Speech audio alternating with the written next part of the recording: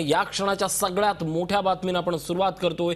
मनसे अध्यक्ष राज ठाकरे सध्या Chembur RCF police स्टेशनच्या ताब्यात आहेत।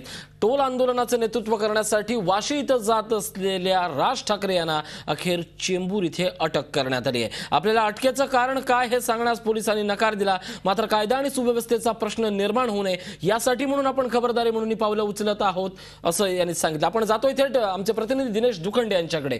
दिनेश, आपण पाहतोय हा सगळा पुन्हा एकदा अटकेनंतर हिंसक प्रकार सुरू झालेत, नेमकं तुम्ही कुठे आहात आणि काय प्रकार सुरू झालेत?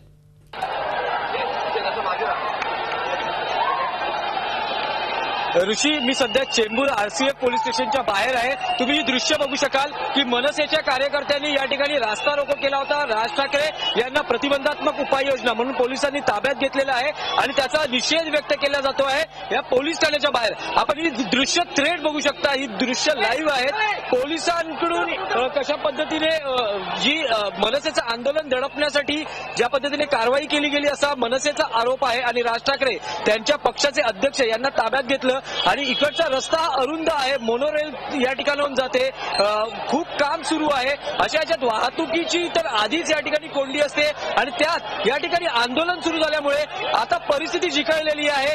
पोलीस बळाचा वापर करतायत कार्यकर्त्यांवर। आपण ही दृश्य थेट बघू शकाल, प्रसार माध्यमही ही सर्व दृश्य टिपताना दिसत आहेत। मनसे कार्यकर्त्यांकडून राज ठाकरेंवर केल्या गेलेल्या कारवाईचा निषेध होतो आहे। राज ठाकरे यांनी सांगितलं होतं की शांततामय पद्धतीने आंदोलन होईल। झी 24 तास रहा एक पाऊल पुढे।